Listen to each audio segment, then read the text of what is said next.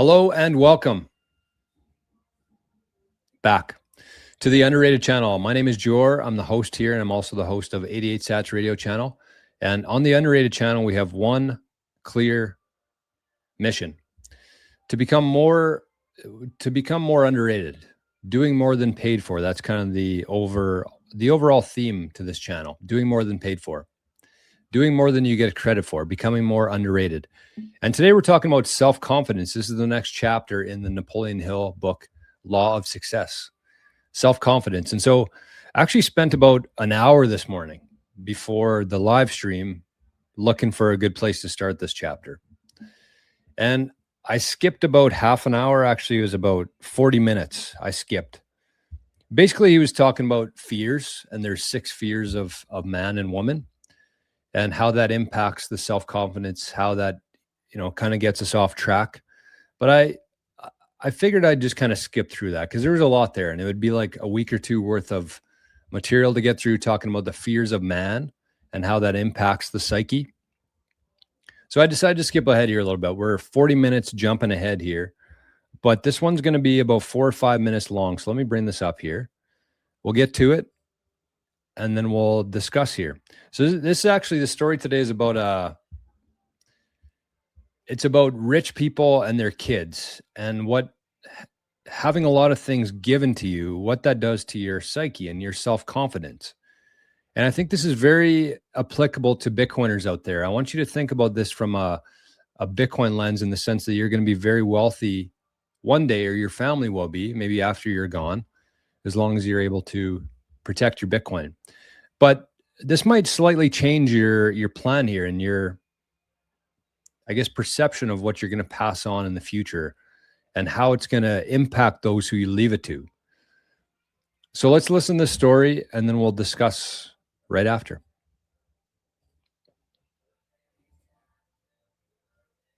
That the faculties of the mind, like the limbs of the body, atrophy and wither away if not used. Self-confidence is no exception. It develops when used, but disappears if not used. One of the chief disadvantages of inherited wealth is the fact that it too often leads to inaction and loss of self-confidence. Some years ago, a baby boy was born to Mrs. E.B. McLean in the city of Washington. His inheritance was said to be around $100 million. When this baby was taken for an airing in its carriage, it was surrounded by nurses and assistant nurses and detectives and other servants whose duty was to see that no harm befell it. As the years passed by, this same vigilance was kept up. This child did not have to dress himself. He had servants who did that. Servants watched over him while he slept and while he was at play. He was not permitted to do anything that a servant could do for him. He had grown to the age of 10 years. One day he was playing in the yard and noticed that the back gate had been left open. In all of his life, he had never been outside of that gate alone, and naturally that was just the thing that he wished to do. During a moment when the servants were not looking, he dashed out at the gate and was run down and killed by an automobile before he reached the middle of the street. He had used his servants' eyes until his own no longer served him, as they might have done had he learned to rely upon them. 20 years ago, the man whom I served as secretary sent his 2 sons away to school. One of them went to the University of Virginia, and the other to a college in New York. Each month it was a part of my task to make out a check for $100 for each of these boys. This was their pin money, to be spent as they wished. How profitably I remember the way I envied those boys as I made out those checks each month. I often wondered why the hand of fate bore me into the world in poverty. I could look ahead and see how these boys would rise to the high stations in life while I remained a humble clerk. In due time, the boys returned home with their sheepskins. Their father was a wealthy man who owned banks and railroads and coal mines and other property of great value. Good positions were waiting for the boys in their father's employ. But 20 years of time can play cruel tricks on those who have never had to struggle. Perhaps a better way to state this truth would be that time gives those who have never had to struggle a chance to play cruel tricks on themselves. At any rate, These two boys brought home from school other things besides their sheepskins. They came back with well-developed capacities for strong drink, capacities which they developed because the $100 which each of them received each month made it unnecessary for them to struggle. Theirs is a long and sad story, the details of which will not interest you, but you will be interested in their finis. As this lesson is being written, I have on my desk a copy of the newspaper published in the town where these boys lived. Their father has been bankrupted, and his costly mansion, where the boys were born, has been placed on the block for sale. One of the boys died of delirium tremens, and the other one is in an insane asylum. Not all rich men's sons turn out so unfortunately, but the fact remains, nevertheless, that inaction leads to atrophy, and this, in turn, leads to loss of ambition and self-confidence. And without these essential qualities, a man will be carried through life on the wings of uncertainty, just as a dry leaf may be carried here and there on the bosom of the stray winds. Far from being a disadvantage, struggle is a decided advantage, because it develops those qualities which would forever lie dormant without it. Many a man has found his place in the world because of having been forced to struggle for existence early in life. Lack of knowledge of the advantages accruing from struggle has prompted many a parent to say, "I had to work hard when I was young, but I shall see to it that my children have an easy time." Poor, foolish creatures. An easy time usually turns out to be a greater handicap than the average young man or woman can survive. There are worse things in this world than being forced to work in early life. Forced idleness is far worse than forced labor. Being forced to work and forced to do your best will breed in you temperance and self-control and strength of will and content and 100 other virtues which the idle will never know. Not only does lack of the necessity for struggle lead to weakness of ambition and willpower, but, what is more dangerous still, it sets up in a person's mind a state of lethargy that leads to the loss of self-confidence. The person who has quit struggling because effort is no longer necessary is literally applying the principle of autosuggestion in undermining his own power of self-confidence. Such a person will finally drift into a frame of mind in which he will actually look with more or less contempt upon the person who is forced to carry on. The human mind.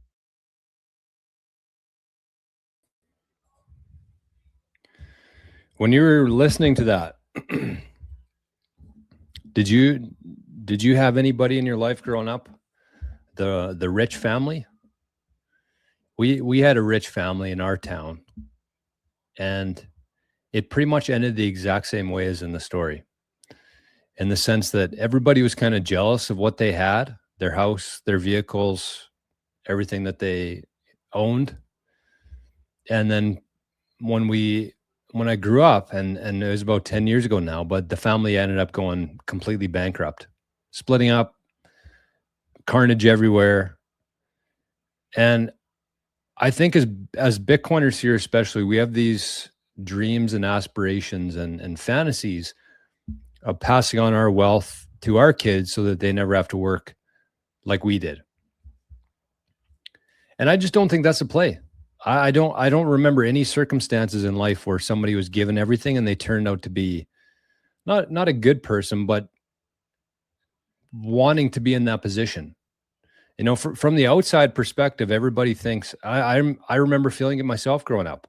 I wish we had those vehicles. I wish we had that theater room in the house. I wish we had this brand new hockey stick. But you don't really see the damage it does on a person, on a psyche, just to be handed everything and never actually have to work for anything. So I think there's a couple lessons in this. And again, the reason why this resonated with so much with me, because I've seen this. I can think of one family for sure, but there's been plenty of examples of my circle of friends and people that I knew throughout life where this is the case. And I think that when you're thinking about a kid who basically has everything they want, they never have to work for anything, they're never told no to anything. Think about their self-image in themselves versus somebody who literally had to claw and scrape for everything that they have in life, and how much different that feeling is. And you get ready for it too. And that's the whole thing, I think, is even when you think of somebody who's won the lottery and usually how that ends up, it's the same kind of thing. People aren't ready for it. They don't feel like they deserve it. And when people feel like they don't deserve it, that's a very strange feeling to have, almost shame. Shame. And it's funny because I've been doing some, oh, I don't even know what you'd call it, some sessions with somebody in the chat here. And it's called the body code. So you basically scan. We don't need to get too far into it here, but basically the idea is there was the shame, and the explanation beside shame was like, it's the worst sense of feeling that somebody has. The worst blockage that people have is shame. And shame comes in a lot of different forms. You could have shame by doing something unethical. You could have shame for growing up and not having to work for anything while all your friends and kids in school all had to work for what they have, or their parents had to work for what they had.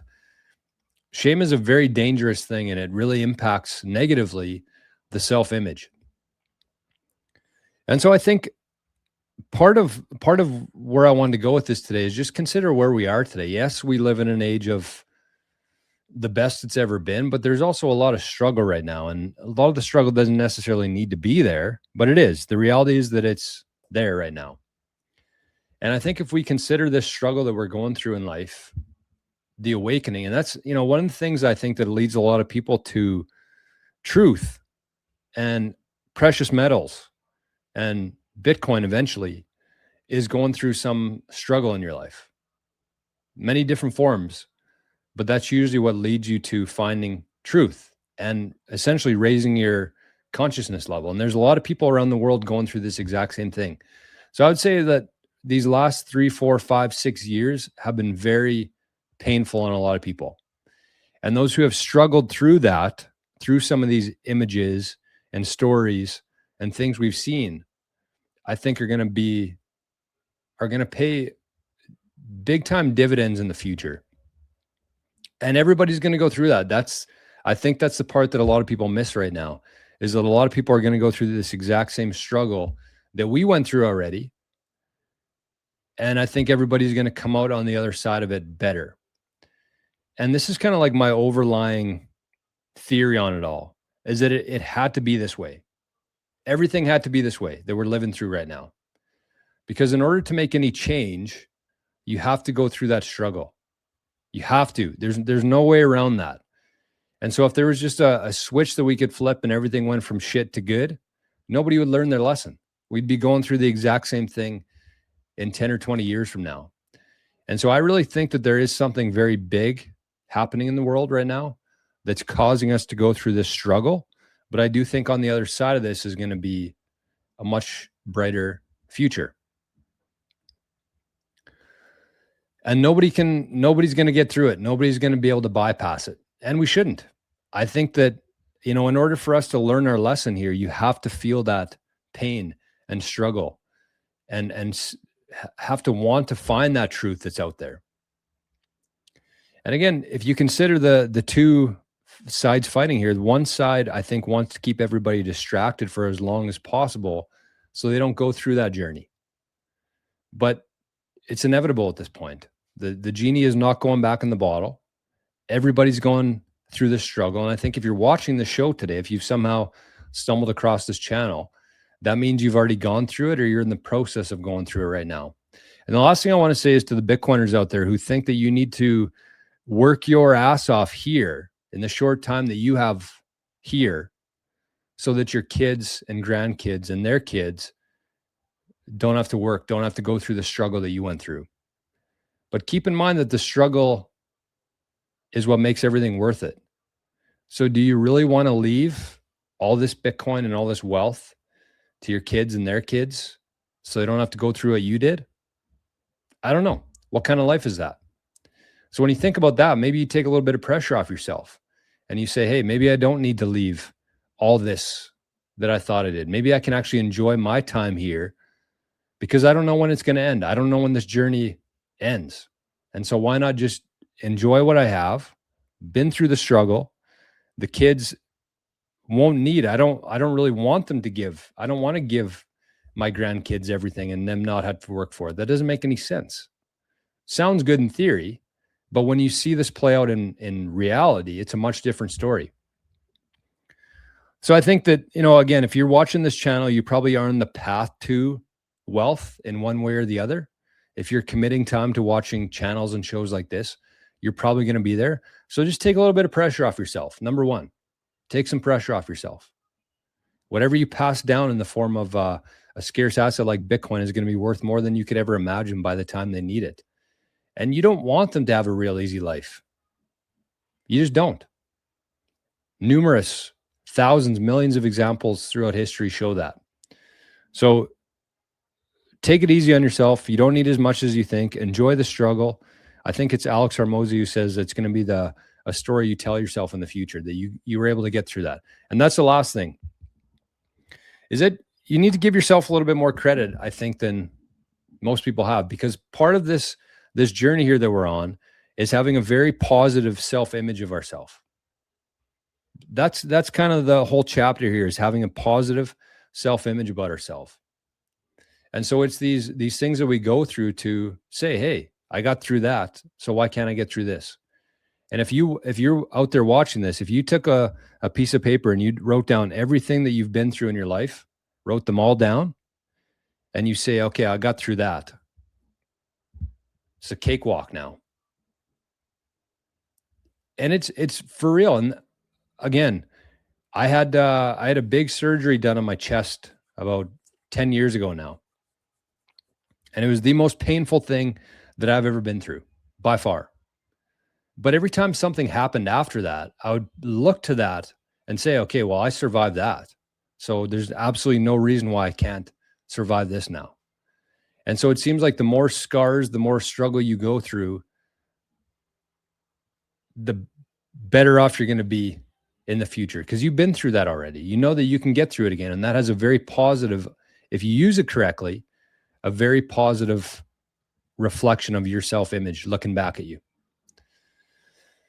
So that's the lesson today. That's the first part of the self-confidence chapter. There's a lot of good stuff in here, but again, I skipped the first 40 minutes of this. So if you are somebody who's been following along here, you can go back and listen to the 6 fears of men and how it impacts the self-confidence and the self-image. But that's where we're going to go. So that's what we got. Again, if you've been enjoying this, make sure you leave a nice comment, or you can send some real value through this QR code here. And consider stopping by every single morning. We do live streams. This is, in fact, live right now. So there it is. Very easy. Could not be easier for you. Every morning, Monday to Friday, 10 a.m. Eastern time. And that's how to find it there. So hope you're having a great day today, the best day of your life, maybe. And we'll talk to you tomorrow. Bye-bye.